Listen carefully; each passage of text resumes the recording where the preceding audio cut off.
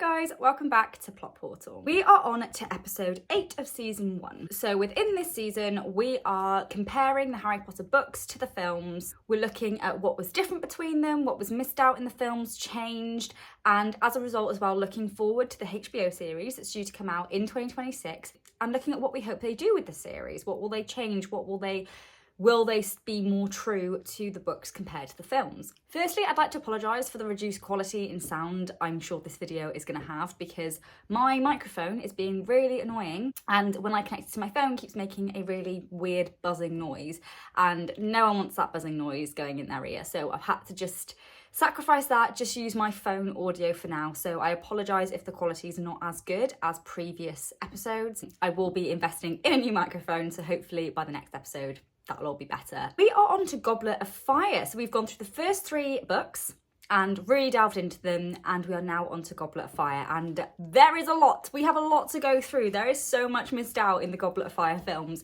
so this is going to be a juicy one. So make sure you subscribe and have the notification bell on so you don't miss future episodes. Yeah, let's get started. Let's start from the beginning. The book and the film do start off in a similar way, where they focus on the caretaker, Frank Bryce, and him seeing something going on in the Riddle House. He goes up there, he is then murdered. That is the same.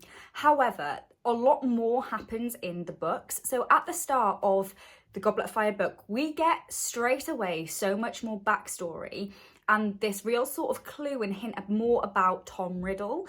So basically there's this, it explains how that house is the Riddle House. That's not explained in the films. It's just this random house and this random caretaker. The significance of the house isn't explained. It's just that that is where Voldemort is. That's as far as we understand its significance. In the books, it's explained that it's the Riddle House, which even if we don't fully understand yet, we then later are like, oh, that makes sense. We learn about how Frank Bryce has been caretaker of this house for years and years and years. He's quite like an introvert. People think he's a bit horrible, mean, they don't really like him, they're a bit scared of him, and that is because he was suspected of murdering 3 members of the Riddle family in that house that he's the caretaker of. So it explains how years prior 3 members of the Riddle family were found dead in that house, and it was like no one knows how they were murdered. They were all in perfectly good health. It appeared they died of shock, like they had shock on their faces. That was the only thing they could put down to cause of death, and everyone thought it was Frank Bryce because he was the only person with a key to the house. And then obviously later on, so this is a bit of a full circle explanation from the start and the end of the book. Right at the end of the book, we find out it's actually Tom Riddle Jr., so Voldemort, who he hated his dad so much and his grandparents as well. He went to the house and murdered his dad and his grandparents, his grandmother and grandfather on the Riddle side. Generally in that whole book, we get a lot more backstory of Voldemort, of Tom Riddle. At the start, we learn stuff, but we don't fully understand its importance until later. On rereading it, you fully understand. And then at the end of the book, you then get as well the explanation of like his mum died during childbirth. Voldemort hated the fact his dad never wanted him, hated what his dad did to his mum, everything. So we learn a lot more. We learn that Voldemort is half-blood. So he's there all going about blood purity, but he himself is a half-blood. So there's so much more backstory, and we get that right from the offset of Goblet of Fire, and Frank Bryce actually plays quite a key role in explaining that. Whilst that starts off at the start of Goblet of Fire, but is something prevalent throughout the whole of the book, that we just get a lot more backstory. And I find the Tom Riddle backstory so interesting, and we learn more of it later on in the books as well. And I hate the fact they miss so much of it out in the films. So I really hope the series give us more backstory. I actually want them to do like a whole episode that is a flashback, like a whole episode that goes through Tom Riddle's past. It could even incorporate later on in later books in Half-Blood Prince, we learn a bit about how Tom Riddle went about acquiring each of the Horcruxes. So even if it's in Half-Blood Prince, I don't know, but if they could do like a whole episode, or maybe do an episode in a couple of seasons where they actually do that flashback and fully show his past, I think would be so interesting. I mean, I want there to be a Tom Riddle spin-off film series anyway, but for the series, I think they could at least do an episode. And then we do have that moment where it's all through Harry's dream. He sees Frank Bryce being murdered. Basically as well, at the start, there's this mention about Bertha Jorkins and the fact she's missing, and people are like, yeah, she's missing, no one knows what happens. People are a bit nervous. It's like, oh, that's like what used to happen with people suddenly going missing. And then it does end up being that it's because, yeah, like Voldemort, Wormtail had sort of kidnapped Bertha Jorkins. Well, it was more he lured her in because she was so nosy and curious There's actually, I think, Fudge later on makes a comment of like, oh, she's probably just got herself into trouble again because she's always shoving her nose in when she shouldn't.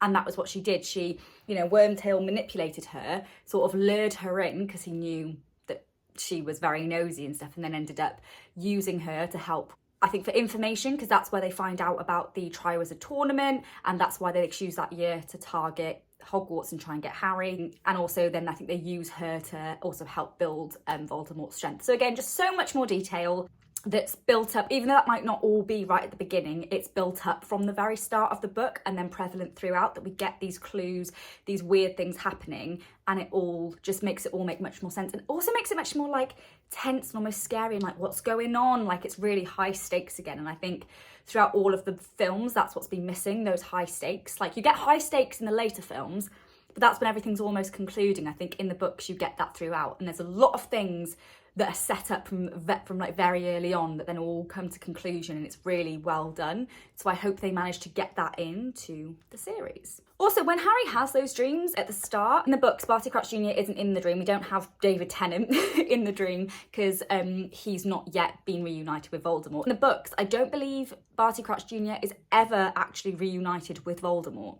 He goes to Hogwarts because he learns about the plan and everything, and goes there because he wants to help and he wants to be reunited with Voldemort and be his supporter again. So he does what he can from what he's heard and everything, but he doesn't actually get reunited with him. What is in my hair? I had that in my hair the whole time. What is it?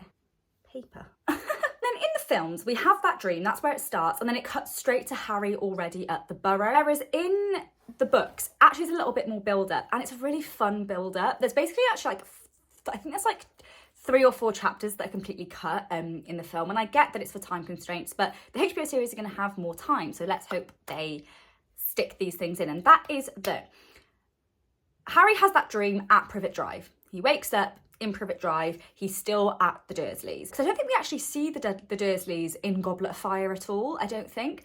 Whereas in the books, they're there, and it's actually quite funny. There's some really funny scenes. So you have Harry receives a letter. So firstly, Dudley's on a diet. Petunia's like, yeah, you got to be on a diet, Duddykins, because, you know, they're a bit worried about him. They took him to doctor, all that, and they're like, right, you need to be on a diet. And like Dudley's distaste for it is hilarious in the books, because it's just so opposite to like what we've seen before. His parents actually aren't doting on him, they're being really strict with him. And then also Harry gets a letter that they let him open for once, and it's got 1,000,000 stamps on it, and it's really funny, and he opens it and it's from the Weasleys, and they're inviting him to the Quidditch World Cup. And it's really funny, they're like, oh, we weren't sure how many stamps to put on, so hopefully we've put enough on. And literally the back of the envelope is like covered in stamps. And it's such a fun moment, and it's just so typical of the Weasleys. And it's quite nice, like seeing that run up to it, and not just suddenly at the Quidditch Cup. It like adds a bit more context. The Weasleys actually come to collect Harry. They go to the Dursleys to get Harry, to take him to the Quidditch World Cup. And it is such a funny scene. They said in the letter the date and time they're going to arrive. And then so the Dursleys are sat waiting, very tense, because they're aware that wizards are about to be in their house. And Harry's there as well, really excited. And they hear a massive crash. They're like, what's going on? And basically the Weasleys have tried to come in to the Dursleys via flue powder. But the Dursleys' fireplace is boarded up. They've blocked it up because it's an electric fire and they can't get through. And there's Harry like shouting at the Weasleys to the fireplace, like, you can't get through, you're gonna have to go a different way. And it's so funny, so typical Arthur. And there's like funny things that you can hear them all, like they're all bumping into each other in the fireplace and cramped, and it's so funny. And then Arthur just bombards the fireplace, blows up the fireplace to get them out. So there's rubble everywhere. The Dursleys are obviously absolutely furious. Harry's there trying not to laugh. And then, so that's really funny. And then the Weasleys are all there in the most bizarre outfits, because they've tried to dress up like muggles to try and make the Dursleys feel a bit more at ease, bless them. But they're wearing completely mismatched outfits, like trousers that are too big, a golfing sweatshirt, like it's just so funny. And yeah, it's just a really nice scene.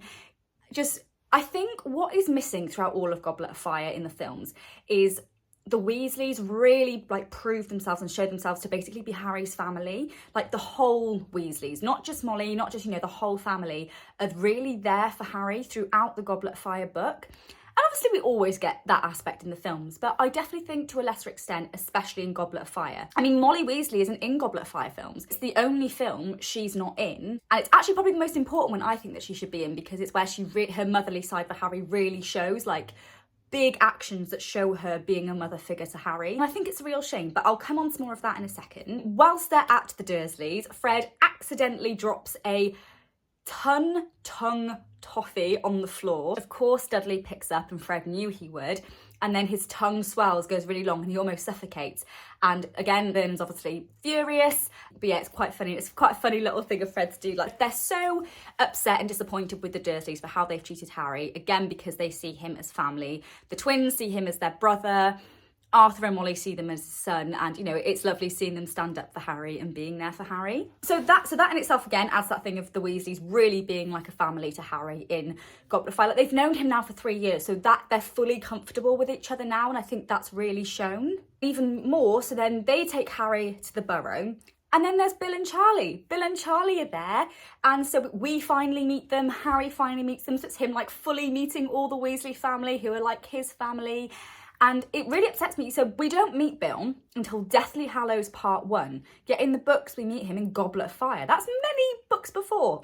And Charlie, who we never meet in the films. And I think it's really nice, even though Charlie especially still doesn't have a massive role in the books, it's still good that we as a reader have that almost like completing the cycle and that closure of we've met all the Weasleys and we actually know what they're doing. Whereas we don't have that in the films. And I don't really understand why. So, I mean, I think if HBO don't cast anyone as Charlie, they're completely missing a trick. And again, what's the point in the series, as I keep saying, if they don't include these things? Focusing on Bill and Charlie. So Charlie, later on, he comes back during the first task. We actually meet him when because we hear about him in the films. He's mentioned about how he delivered the dragons for the first task. But in the book, we actually see that. Charlie actually talks to Harry. He wishes him luck. Afterwards, he's like, well done, you did really well. Again, that's supporting, so showing how all the Weasleys are like a family to Harry. Bill as well. So this should be a point for later on, but I am going to bring it in now because it does tie in. Bill's presence in the books generally that's completely omitted in the films is that for the final task, each of the Triwizard Champions are allowed to have family come and support them. And Molly turns up and is there for Harry and is his family for the third task, and she brings Bill with him. It's Bill and Molly come to support Harry and be his family. Makes me want to cry.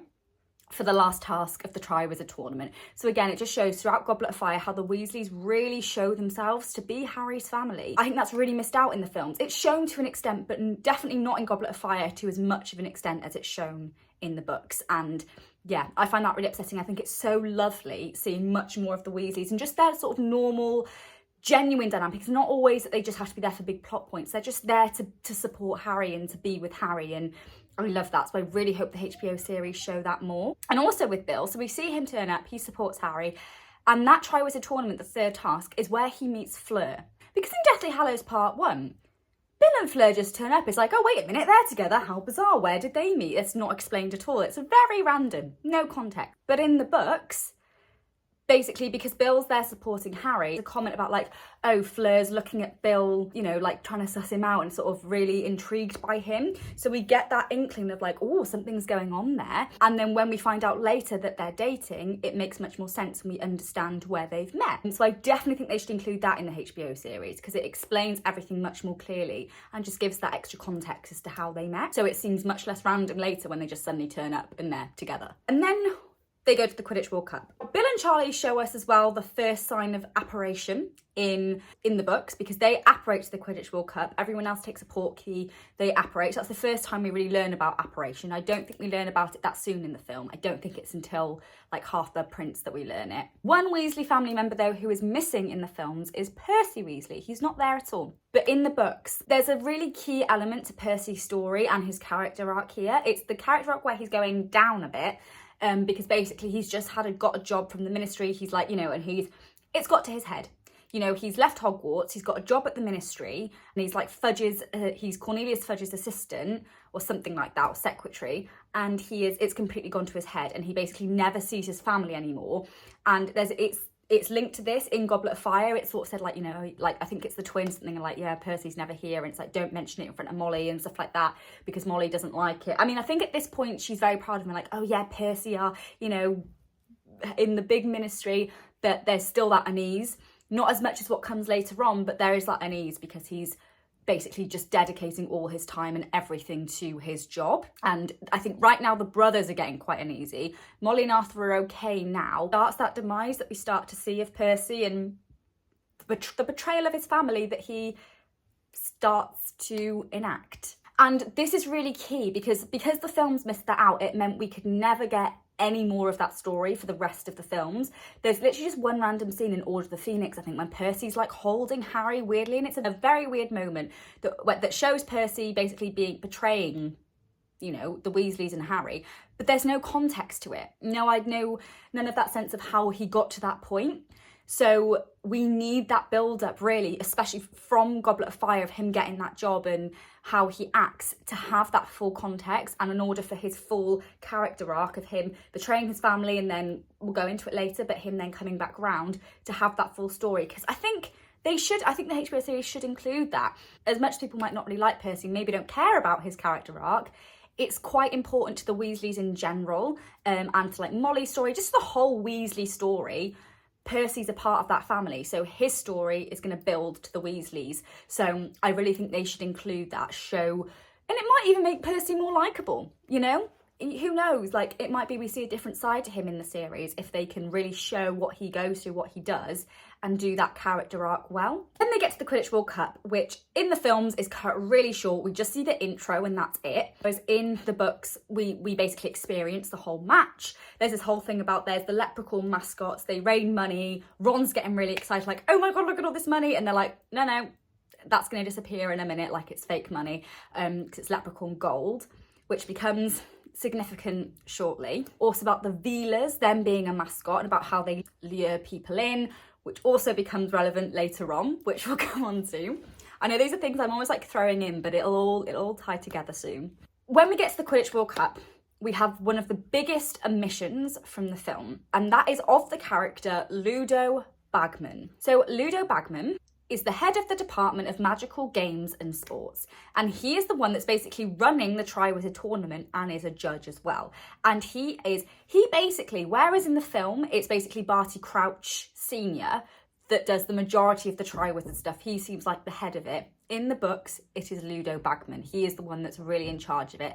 And he has quite a big role. So he's this very shady man. You can never quite suss him out. And he basically has a really bad gambling problem. There's this whole thing about like Harry sees him talking like really animatedly to goblins who don't look happy. And then Fred and George are like, have you seen Bagman? And is really unhappy with them. And basically it turns out that Ludo, big gambler, he'd been borrowing loads of money from Gringotts to fund his gambling habit, but kept losing, so wasn't able to pay them back, hence why the goblins were after him. And then Ludo Bagman as well, so he was trying to get money through gambling, so he made a bet with the twins about the outcome of the Quidditch World Cup, lost, gives them money, turns out the money was leprechaun gold, so it disappeared after a while, so the twins are furious, like, where's Bagman? Trying to get him and everything, and trying to catch him out and things like that. And then Bagman's also being shady and like throughout the Triwizard Tournament, giving Harry like tips and hints. And Harry's like, I don't want to know, like, you shouldn't be telling me this. Like, stop it. I don't want to win like this or anything. And it turns out it's because Ludo is betting on Harry winning. So he's trying to give Harry hints and tips to get him to win so he can get that money and pay back the goblins, which whether he'd have actually used the money for that or something else in the end, who knows? So yeah, Ludo Bagman, very prevalent character, big character throughout Goblet of Fire. He doesn't really show up again later on, so his relevance is quite isolated to Goblet of Fire, but it just adds a really big subplot and side story that we miss in the films. It might not be hugely relevant to the main plot of the whole story, but it's a really good side plot, just adds a bit more dimension, just more stuff to get invested in, to think, what's going on with this man? He also, later on, people suspect him of being responsible for some weird things happening in Hogwarts. There's just a lot of these things. He's very prominent. And HBO need to include him. If they don't, what are they doing? They need to include Bagman. He's a big part of Goblet of Fire, adds a really sort of detailed, good subplot. One thing actually that Ludo Bagman's involvement does lead to that is then prevalent throughout the books is the twins and them starting to set up their joke shop. So basically there's a lot about the twins being quite secretive, Ron comments on how they keep going off and like whispering, talking about things, making things. He's like not quite understanding as well where they're getting money from, because they've got this sort of money that they're making a lot of things with, and they are, being really secretive, planning stuff, and it's all a bit odd.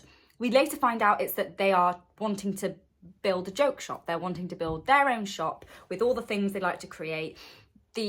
Arthur and Molly are very against this. And the reason why the twins as well were so angry at Bagman was because they were they needed that money that they bet that they were gambling on in order to help fund the joke shop. So that's an ongoing thing. And that becomes very prevalent at the end, which we will come on to later. So then we have the rest of the World Cup. We have the fight or disruption that takes place in the stands where the Death Eaters turn up. And we have the Dark Mark. Now, the films just show Barty Crouch Jr. We don't know it's Barty Crouch Jr. at that point. We find out later, but it's Barty Crouch Jr. putting the dark mark in the sky. So we know from the offset with the film it's him. However, in the books, there is so much more mystery. We've never seen Barty Crouch Jr. In the book, we don't see Barty Crouch Jr. until the Ponsieve. That's the first time we see Barty Crouch Jr. Before that, don't see him in the books. And basically what happens is the dark mark goes up. No one knows who casts it. Harry's lost his wand. There's this big thing. He gets split up from Ron and Hermione. And then basically he's running around. He goes to where the dark mark was cast. And there's a house elf on the floor with Harry's wand.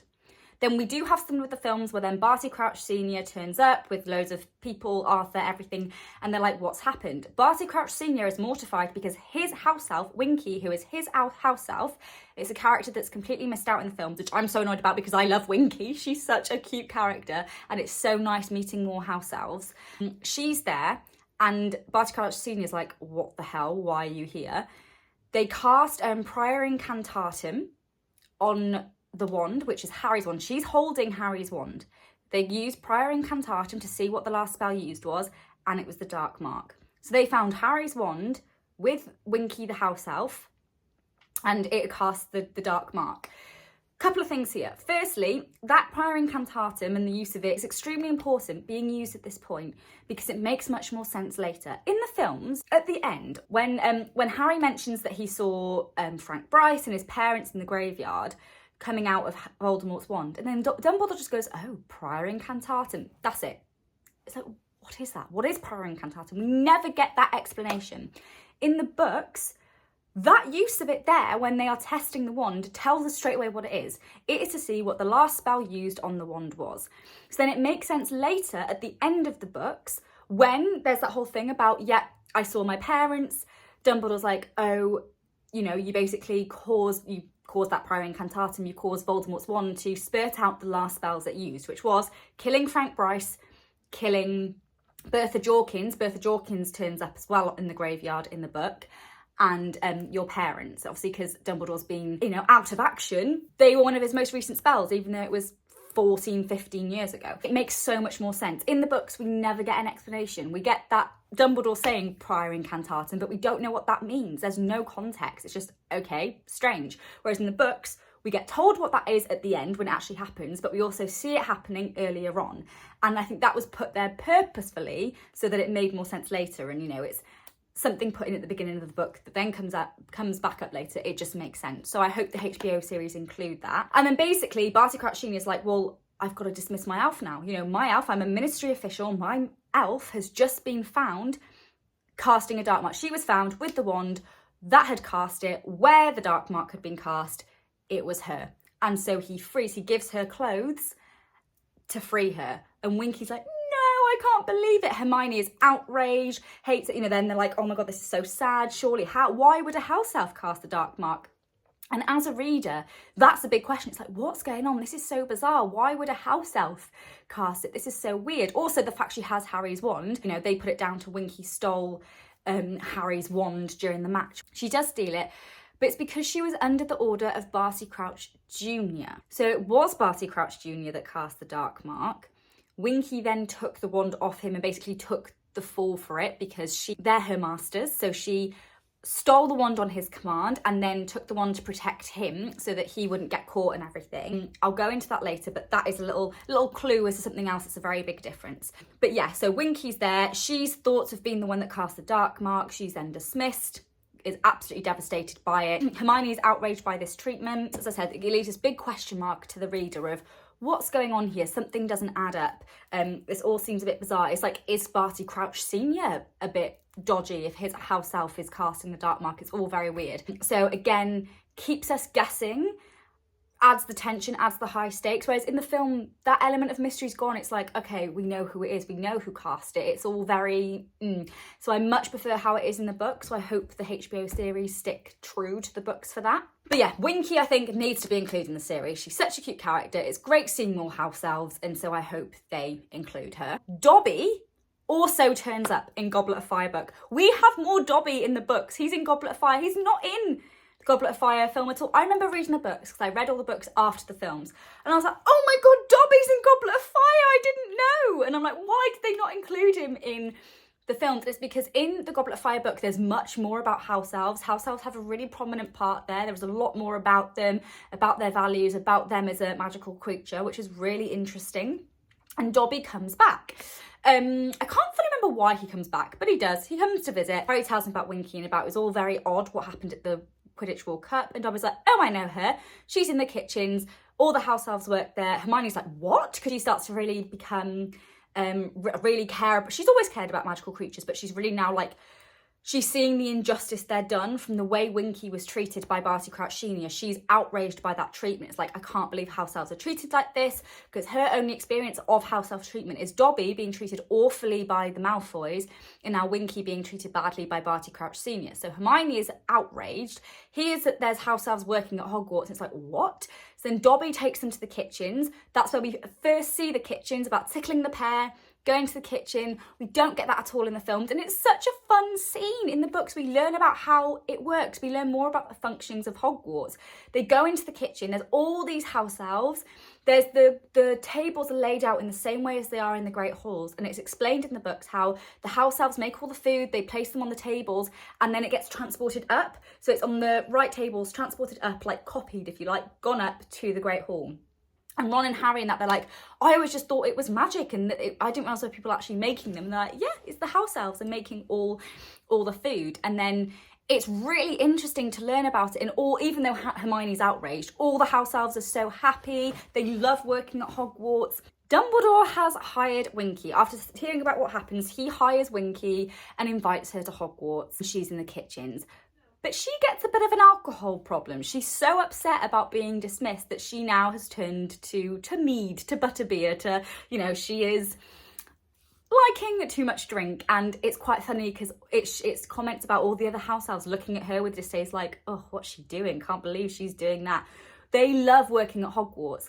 Winky's there like, I don't want to be here. She's like hiccuping. She's like, I don't want to be here. I want to be back. And they're like, all the other house elves don't like her, like what she's doing, because they think Dumbledore's so nice and love working there. And then, yeah, Dobby's there like, no, Winky, you should be happy. Look, it's so good being free. Dobby's there with a random assortment of clothes. He's got like a tea cozy hat, a different jumper, different shoes, which is really, really sweet. And he's like, Winky, you should be happy. You're free. Hermione's there like, yeah, come on, Winky, it's good. And Winky's like, no, I want to be back with Barty Crouch, you know, Senior. And yeah, it's really interesting. And then all of this is what then fuels Hermione's passion for the care of magical creatures, and she then creates Spume, the Society for the Protection of Elfish Welfare, Society for the Protection of Elfish Welfare. She creates that society, and it's a really prevalent plotline throughout the rest of the books. Ends up becoming the reason Ron and Hermione have their first kiss, which we'll come to later on.